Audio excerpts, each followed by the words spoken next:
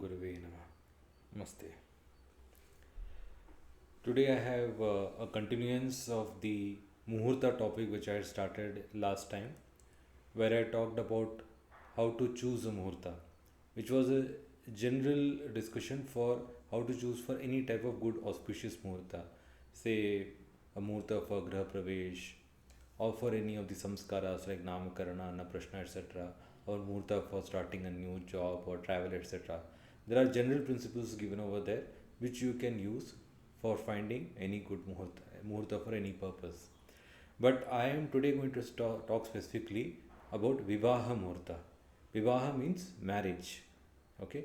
And this itself is a very vast topic. If you see Muhurta literature, one of the biggest chapters in any Muhurta book, be it Muhurta Chintamani or any others, Muhurta Martanda, etc., will be on Vivaha Muhurta. There are so many rules,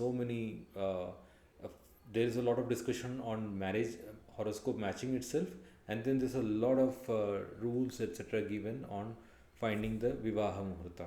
So, this is a very vast and important topic, and Vivaha is one of the most important sanskaras. Marriage is one of the most important events in anyone's life. Okay, so without further ado, let's get into it. There's a whole lot. I'll be giving you so many rules related to how to find the right muhurta for marriage. Okay. First of all, what do we mean by muhurta? Basically, it is the time to start an activity, and as I had said in the previous thing, this time defines what kind of experience you will have in that entire activity. So, a muhurta for a marriage will define how the entire marriage experience will be. Uh, Now, what exactly is muhurta, vivaha muhurta? What exactly is the time of the marriage? How to determine that? Because here there can be a lot of differences of opinion, because marriage customs vary quite a lot across culture to culture, and even within India, the marriage customs vary quite a lot. Okay. Um, Typically in Hindu marriages, one would say the Mangalya Dharana, that is, most of the Hindu cultures, whichever part of the country you may be from, there will be the tying of a thread around the neck, okay, of the bride. The groom, aided by some female relatives, ties a thread around the neck of the woman. That is called Mangalya Dharana. That thread is called Mangalya. Hence, we also call it as Mangala Sutra. Okay, so that can be defined as this is my opinion. Someone else may have a different opinion about it, because I think that is what really confirms that both those two people are married. Okay, before that, typically Kanyadan would have happened, where the bride's father or guardian would have handed over the bride to the groom for the sake of marriage. Okay, and then the marriage customs happen. So, really speaking, in my opinion, in Hindu marriages, Mangala Dharana should be taken. But there are other religions as well. Okay, what if two people just exchange garlands? Okay, there is no ceremony whatsoever. In fact, this was also considered as one of the very valid ways. Okay, in Gandharva Vivaha. Okay, especially Kshatriyas in the past, in the olden times, it was said that Gandharva Vivaha was considered to be very good for them. Okay, basically Gandharva Vivaha is what we call as love marriage in modern times. The the the lady and the man, they like each other, and they decide they will get married, and they just simply exchange garlands. Okay, if you I was just watching it recently, so this would be a good example. In the Mahabharata series of B.R. Chopra, go back to the, I think, first or second episode, wherein Shantanu is getting married to Ganga. They see each other, they fall in love with each other. It's very simple. They just tie. I mean, there's no yajna or anything. They just put a garland on each other's neck. So this is also a very valid way. In fact, there are, when we talk of vivaha, it would be remiss of me not to mention that there are different types of vivaha as described in our text. And when you find the time, please go and look at it. There are 8 types of vivaha, right? There's Aisha vivaha, Brahma vivaha, Prajapatya vivaha, asuri vivaha, paishachi vivaha, different types, and amongst them also gandharva vivaha. Okay, different types of vivaha, and what is considered as good, etc., and what is not considered good. So all that definition is there. Okay. Uh, in case of Christians or Muslims, I would say it would be the time when they accept each other. For example, Muslims, they will say Kabul hai, or in Christian weddings they will say I do. I accept you as my husband or wife or whatever. So that I think is the period. In registered marriages, consider the signature when they would actually sign on the in front of the registrar. Consider, I mean, in the sense that, if you know this is a very good question. A lot of people I've seen, they've had registered marriages before, and then following that there's a ceremony, okay, after a month or few months down the line, etc. Okay, so which one should be considered? In my opinion, whichever happens first should be considered, because the husband and wife, the wife, both of them believe that after that first ceremony they are husband and wife. If they don't consider each other husband and wife after that first ceremony, be it the signing in front of registrar or be it the formal ceremony with their relatives, etc., then it doesn't matter, because in some other cases the ceremony happens first, and then when they find that time, they go to the government office and then get it registered. In my case it happened so. First we had a proper ceremony and all that, and then those days there was election in the place where we were having, so none of the government offices were available, so immediately we could not get our registered marriage registered. We had to go a couple of months down the line and get it registered. So so I would but we consider ourselves married. We had marriage, went to honeymoon, etc. So that thing is, whichever happened first, I believe, is to be considered as a marriage. Okay, so I've given a very detailed understanding of this. If still there are some questions that persist, please ask, because this is something where people can get confused. Okay, I had talked about Karya Bhava and Karaka, etc. in the last lecture. Please go through that lecture. That would really help you with this one. Karya Bhava is the activity, is the bhava related to the activity. Okay, every activity will have a bhava or a house. Okay, that is called the Karya Bhava. And in case of marriage, it is, a lot of people would know, it is the seventh house. Seventh house is the house related to marriage. And Karaka is Venus. Okay, so I would say please do look at Sun as well as Jupiter. Okay, they should also be strong, because Jupiter, in the case of women especially, represents the husband, and Sun indicates dharma. Okay, so it's good to have Sun also very strong in a chart. Okay, now we will get into the rules, and there are a lot of rules, so please pay attention. Okay, firstly, tithi is to avoid. This was told in the last time also. Please avoid Chaturthi, Navami, Chaturdashi. These are called Rikta Tithis. Okay, and then Amavasya should also be avoided, and Shukla Pratipad also should be avoided, as far as I know. This is my opinion, because Chaturdashi, Krishna Chaturdashi to Shukla Pratipad, these are considered to have dosha. Okay, and moon is not strong over here. There is hardly any light in the moon. Okay, so hence it is better to avoid these tithis. Varas to avoid, Vara means a weekday, is Mars and Saturn. So Tuesday and Saturdays should be avoided. Okay. Sunday is an interesting question. Yes, Sunday you can have a marriage, but generally it is said that Sunday is good for marriages of a spiritual kind.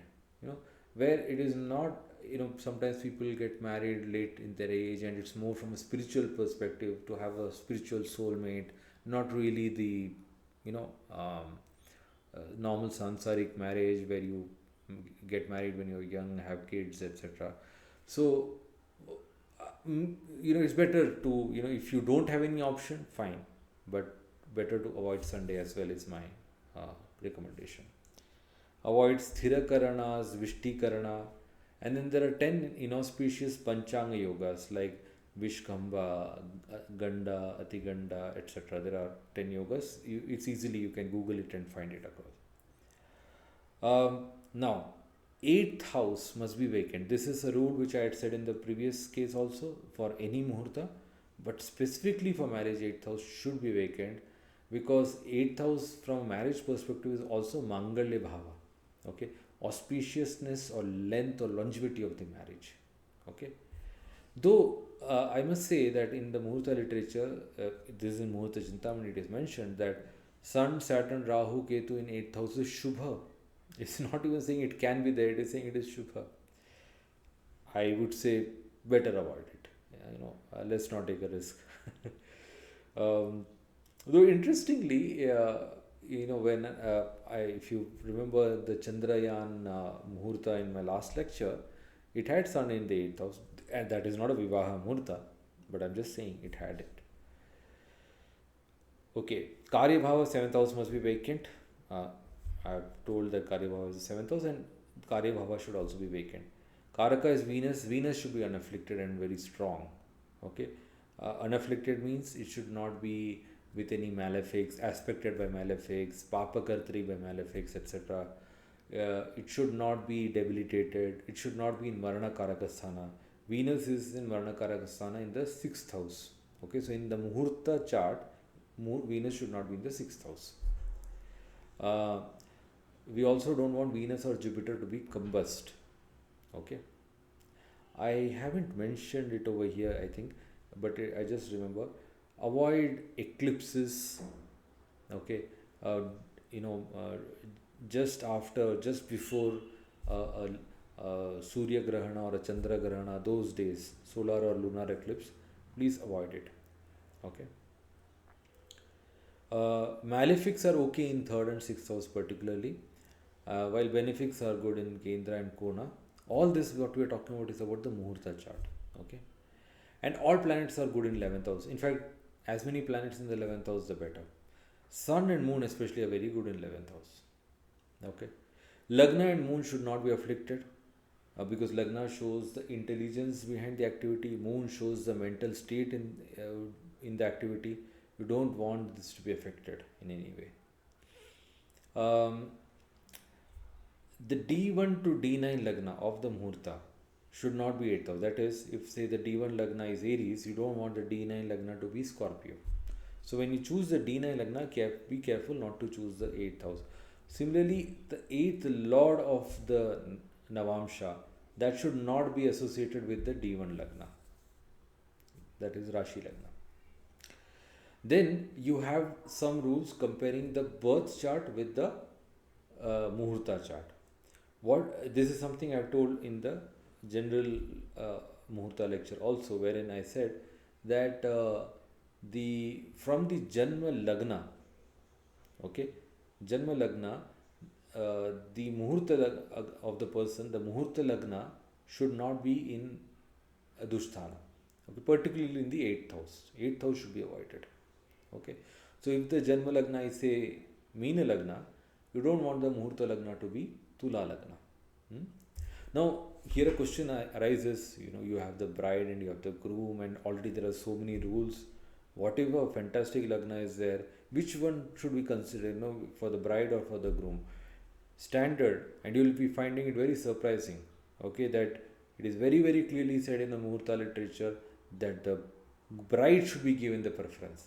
When we talk of Navatara, when we talk of matching with the Janma Lagna, etc., it is for the bride. See, that is the way our ancients used to think. Why is the bride given the preference over the groom? Why is the lady given preference over the man in this case? Right? Because the vivaha is very important for the lady. Okay, and it is very important that she is comfortable, because you see, once the marriage happens, typically in olden times, today anyway it is not that much, but in olden times the woman would stay at the home while the husband would go out. So so she would be with her in-laws and the community around, etc. The husband may have another life, his work life or whatever, but the woman has only one life, and that is the married life. So she has a lot more skin in the game, one may say, a lot more at stake than the man. Okay, maybe in modern times with both husband and wife working and not tied to the home as much. It may not be so, but having said, let's be, even today women take up more responsibilities at home as well, right? Even today that is the truth in many marriages. Okay, and let me be honest, in my marriage too. Okay, so it is important that the woman is comfortable. Okay, now the this thing about the avoiding eighth house from the Janma Lagna, um, if the Muhurta Lagna is an even Lagna, then that is free from this blemish. This is something given, a rule given in Muhurta Chintamani. Okay, so if the Muhurta Lagna is, say, and there's a reason behind it. For example, let's take Scorpio as the Muhurta Lagna. So it is 8th house from Aries, right? But Aries and Scorpio are ruled by the same planet Mars. Okay. Take Taurus Muhurta Lagna. Taurus is 8th house from Libra, but Libra and Taurus are ruled by the same planet. Okay, you will ask, is it working out in other cases? Not as clearly, but say for example Virgo Lagna, it does work, because we consider Virgo also to be ruled by Rahu, while it is in 8th from Aquarius, which is also ruled by Rahu. So the same Lord rules both of them. Okay, the others would be Pisces, which is 8th from Leo, Capricorn, which is 8th from Gemini, right? And what else is there? Virgo, Scorpio, Pisces, Taurus, Cancer. Yeah, Cancer is 8th from Sagittarius. Cancer is also quite clear, because you see the Cancer is 8th from Sagittarius, and Lord of Sagittarius Jupiter exalts in Cancer. That's even more a greater thing than, say, Aries, Scorpio, or Taurus, Libra, etc. Okay. This is just the first part, what we covered, all this role. Now, second slide on this, nakshatra. So, nakshatra should also be having a good navatara from the bride's nakshatra again. Okay. So, say the bride's nakshatra is Ashlesha, for example, then from there, you can have nakshatras which are, set 2, 4, 6, 8, 9. That those are the nakshatras we can take, and we avoid taking 1, 3, 5, 7. Right. This is part of Navatara, and in case you don't know about Navatara, I can take a separate video on that, but you can check that out. There are 10 nakshatras which are considered very good for marriage. You see, as I have said in my previous lecture, when we choose nakshatra, one is the Navatara aspect, the other is also choosing the nakshatra, right nakshatra, as far as the energy of the activity is concerned. Okay, so we have 7 different types of nakshatras. I have a separate video on this presented earlier a few months back. So these are the 10 best nakshatras: Mrigashira, Hasta, Mula, Anuradha, Magha, Rohini, the 3 Uttaras, that is Uttara Falguni, Uttarashada, and Uttara Bhadrapada, and Swati. Okay, they should be without Graha Veda. What is Veda and all is a very technical thing. I think I'll park that for now. Janma Masa of the bride and groom should be avoided. The birth month of the bride and groom, and this I would advise not just for vivaha but for any important activity in your life. Try to avoid starting it in your birth month. What we mean by birth month is sun is in the same sign at the time of your birth. So I was born when sun was in Scorpio. So when Scorpio comes, I should try avoid starting any important activity. Let's say if I have to register a new house, I should not be doing in this time, because what happens is the birth month is like a battery. When sun is giving you energy, that battery is getting fed. Now, when you start an important activity during that period, it is like some other activity is also taking away from the battery, which is something you would want to avoid. Now, having said that, I remember reading in some Muhurta literature that this rule is, can be excused for the those who are not eldest. So this rule is really actually applicable for the eldest born. Is one of the uh, Muhurta opinion. I've also seen practical ways, some other opinion that okay, if there is no other option and you got to do in the Janma Masa, then do it after the nakshatra of the person is over in that month. Okay, let's say someone is born in Ashlesha Nakshatra, so in and we are talking of, say, sun is in Leo, okay, and they have to get married, then it's better that they get married after Ashlesha is over in that month. Okay, that also is a way out of this problem. If there's no other option, sometimes there's no other option, you have to get married at a particular point of time, then keep this in mind. It is regarding Masa. I'll come to there was a point in which I wanted to say. I'll say that later. Good vivaha Masa. Okay. So instead of saying what all are applicable, I'll say what is not applicable. It will be easier to remember. There's something called as Chaturmasya. Okay. When sun enters Cancer, from there on, the next 4 months, Cancer, Leo, Virgo, and Libra. Okay, there are specific tithis in this. It starts on Ekadashi and ends on Ekadashi. So that period of 4 months, okay, around 120 days, is called Chaturmasya. It is said that the gods have gone to sleep at this point of time. Okay, and hence no auspicious activities are preferably done during this period because there are no gods to bless. Okay, so Chaturmasya should be avoided, and not just for marriage, in general also it's better to avoid Chaturmasya for any long-term auspicious activities. Also, what should be avoided for marriage specifically is when sun is in Pisces and Sagittarius. Pisces, Sagittarius, these are Jupiter's signs, right? What is the problem?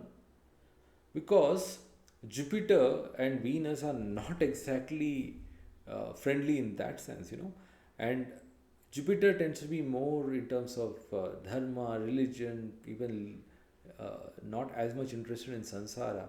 While Venus, the purpose of marriage is to get you into samsara, having kids, taking care of kids, and creating the next generation, and that is the entire focus over here.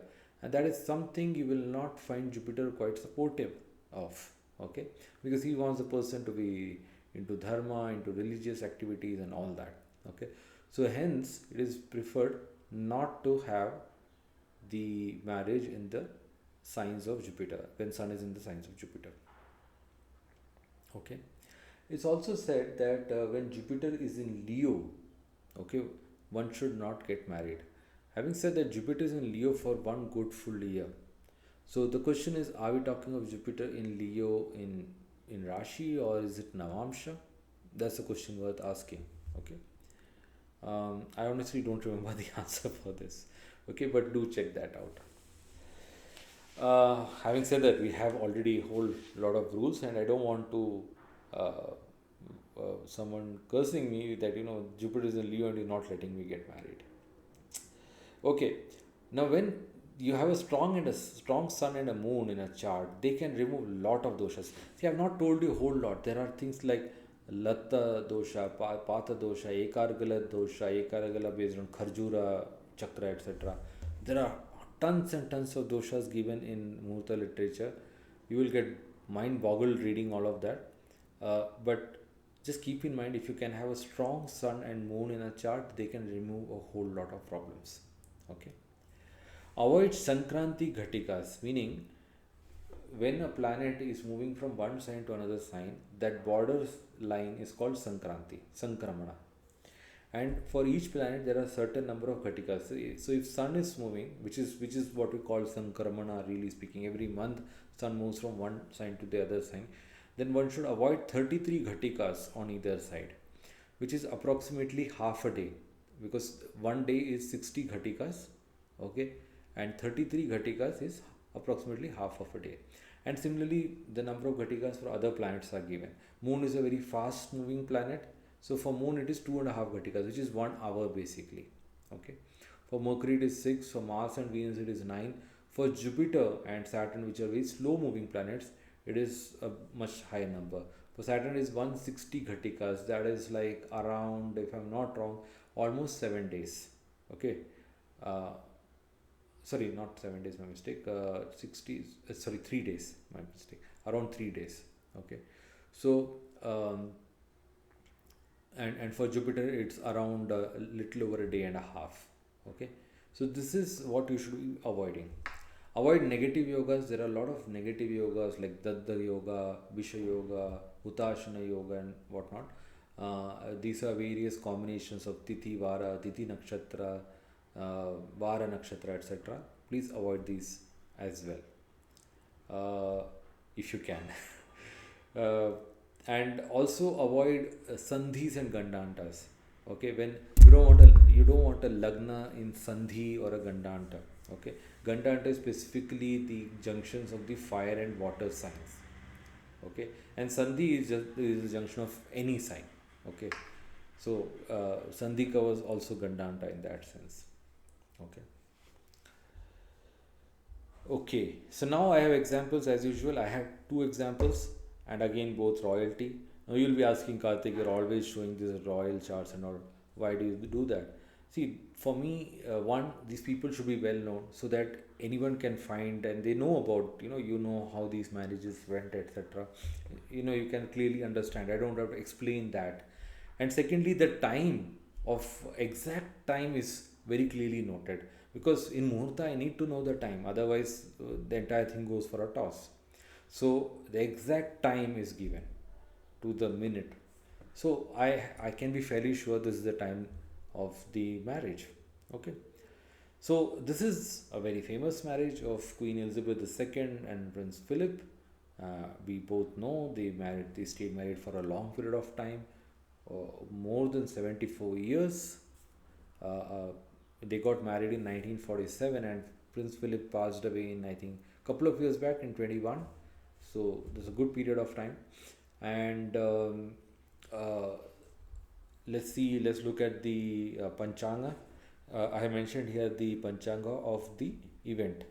So it was a Friday, good day to get married. It's a Shubha day. Venus will definitely support marriage. Um, Tithi is Shukla Dvitiya. Moon is not so strong, but Shukla Dvitiya is not a dosha Tithi. Okay, you would say sun and moon are together, but that's fine.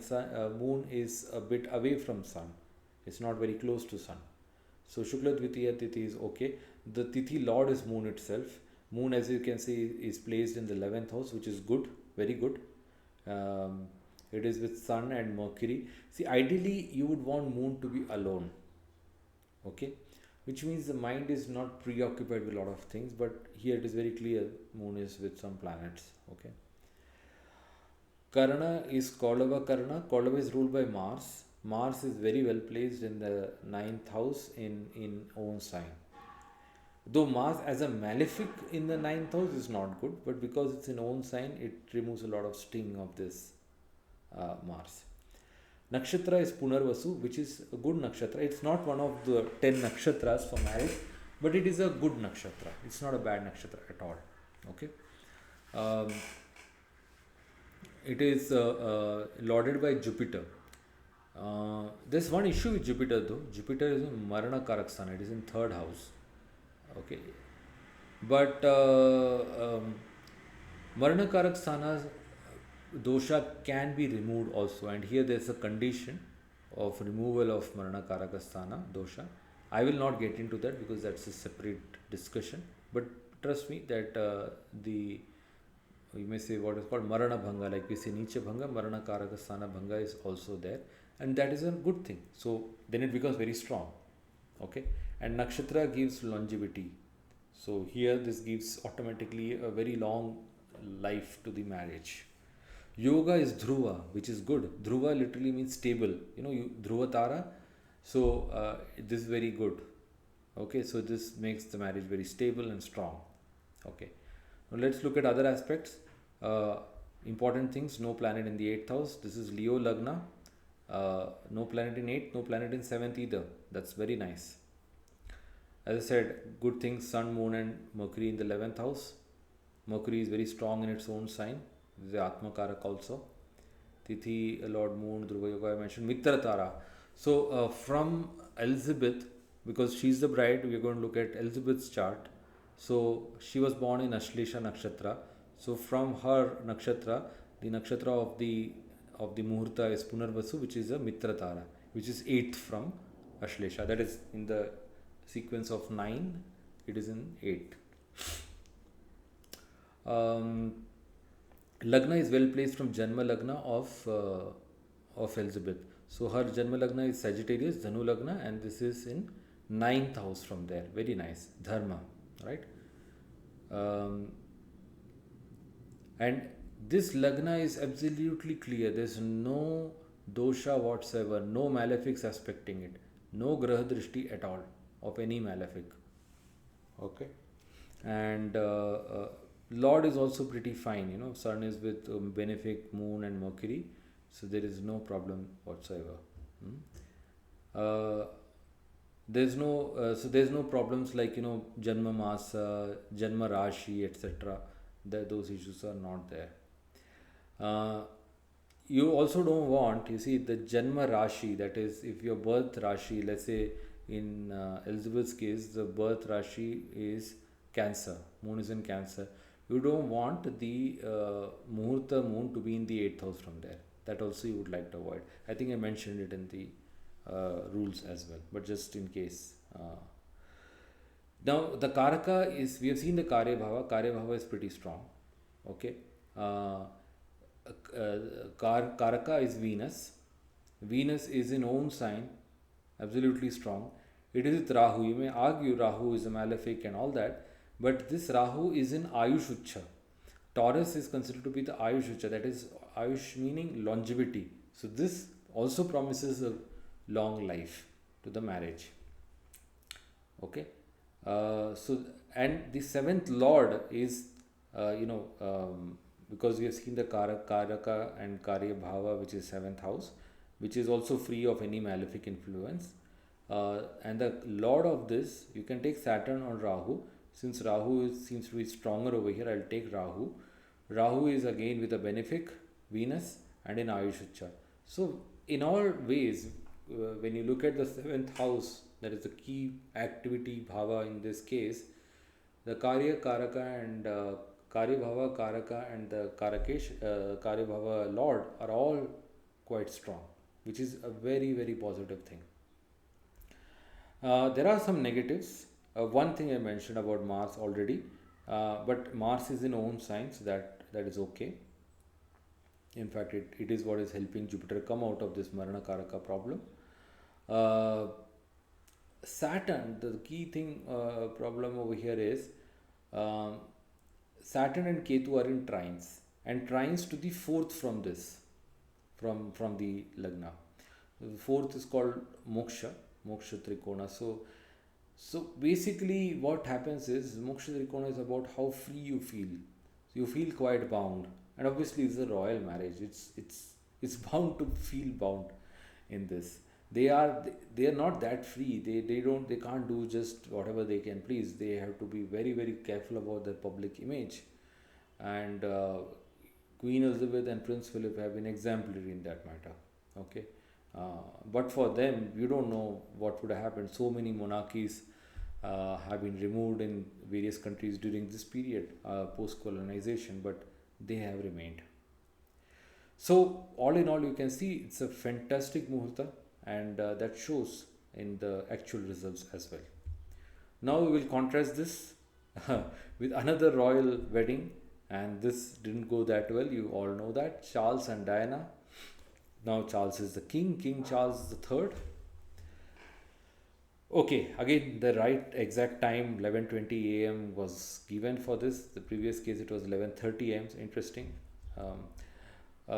They were married on 29th of July 1981. They got separated just around 12 years later in 1993 and got divorced in 1996. And soon after the divorce, Diana also died tragically in an accident, Princess Diana. Okay, We have, let's look at the panchanga. You have the lagna is Virgo lagna, Kanya lagna, and Vara is Mercury. Okay. Um, okay.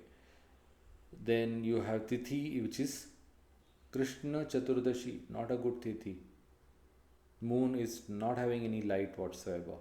So here, though you can see that sun and moon are not in the same sign, previous case sun and moon were in the same sign. I'm trying to say that this is important to note. You say sun and moon in the same sign, that's a problem. No, here both of them are in different sign, but this is a problem because the Tithi K14 is not good. This makes the Venus all the more important because the lord of this Tithi is Venus. Okay, so Venus is not just the Karaka but also the lord of the Tithi. Tithi is, for a marriage, Tithi is very important. Like for a job, Karana will be more important. Okay, for any health related matter, you may say Vara or Nakshatra can be very important, especially longevity and there's a death like situation, then Nakshatra is very important. For a Tithi, for marriage Muhurta, Tithi is important because Tithi is about relationships and emotions. Okay, and what is marriage if not there is good emotions and amity between all the people concerned, not just the bride and groom. So that is not so good. Karana is Vishti Karana, not good, ruled by Saturn. You use Vishti Karana and all for things like butchery, killing, poisoning, those kind of things, not for marriage. Nakshatra, Ardra Nakshatra. Ardra is what do you call Daruna Nakshatra, if I'm not wrong. Okay, Tikshna or Daruna Nakshatra, very not at all suitable for marriage. Okay, it's not there in the list of seven. Yeah, it's not there for sure. Yeah, I'm sure about it. So Ardra is not a good nakshatra at all. Okay, it's ruled by Rudra, who causes tears, causes us to cry. The symbol of Ardra, in fact, is teardrop. Okay. Yoga Harshana seems fine, not a problem with that. But overall, you can see that there are issues. Okay, over here. Okay, 8,000, 7,000 are vacant. That's a good thing. But there are some other issues. You see, the Navamsha Lagna of this Muhurta is Taurus, which is Rishabha Lagna. The eighth lord from Taurus is Jupiter, and that Jupiter is in Lagna over here. Okay. It's also, Jupiter is also the Badhakesha. Okay, see, Jupiter may seem very fine over here, good benefic and all that, and to an extent it is also right, it's a benefic, but it has other functions also over here. It is a Badhakesha. You don't want Badhaka, Badhakesha, Badhakasthana in any way linking to the Lagna of the Muhurta. Plus, it is with Saturn, okay, and aspected by Mars. Okay, Mars Saturn, this kind of a Yama yoga kind of thing. Because Mars and Saturn, when they come, it is like a killing thing. They are going to invoke Yamaraj to come, and when Yamaraj comes, you know what happens. Something gets killed. Okay, so this Muhurta gets killed. It's in the Lagna of this Muhurta. Okay, Saturn in Lagna is also in Marana Karakasthana. Marana Karakas, you want to avoid Marana Karakasthana even more than Nicha. Okay, with related to Muhurta and things like that. Now, if you see, the Karaka is Venus. Venus is in a Dusthana. It is, see, when Venus is in Leo, in about next sign, that is in Virgo, it is going to get debilitated. This position of Venus is called Nicha Abhilashi, meaning it is going to get debilitated. This is supposed to be considered worse than even Nicha. Okay, so it's not good. Rahu is also having a drishti. We consider Rahu to have drishti on the second house. So Rahu is having a drishti on this. Okay, so you have Rahu, Sun and Saturn doing a Papakartari also on this Venus. Okay, Sun is in Cancer, so this was Chaturmasya. Gods are not awake. It's not a good thing anyway. Seventh, if you take, we have discussed Karaka. If you as I said, seventh house is fine, but seventh lord is Jupiter, which is anyway afflicted by Mars and Saturn. Then you have yogas like Sun and Rahu yoga. Sun in 11th house is good, no doubt about it. But when Sun is with Rahu, what happens is Sun gets eclipsed. And I have recently explained this in another video of mine, which is the where I discuss what is known as this poison combination, basically for pathologists and doctors. It's a career astrology. I think just a few days back I've uploaded it. Please have a look at it. There I've explained that when Sun and Rahu are joined, the planet which gets impacted by that is Jupiter, and vice versa. When Jupiter and Rahu are together, it affects Sun. Okay, so this is a triple whammy on Jupiter. Already it is Badakesha, it is opposite its own sign, it is afflicted by Mars and Saturn. On top of that, Sun and Rahu are together. That is also affecting this Jupiter, which is in the Lagna of this Muhurta. I have already said so much. Okay, you have also Moon Mars Yoga, which is not good. It is called Rudra Yoga.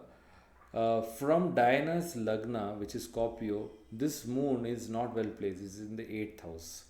As we discussed, you don't want the Muhurta Lagna or the Muhurta Chandra to be in the 8th from the Janma Lagna or from the Janma moon for that matter.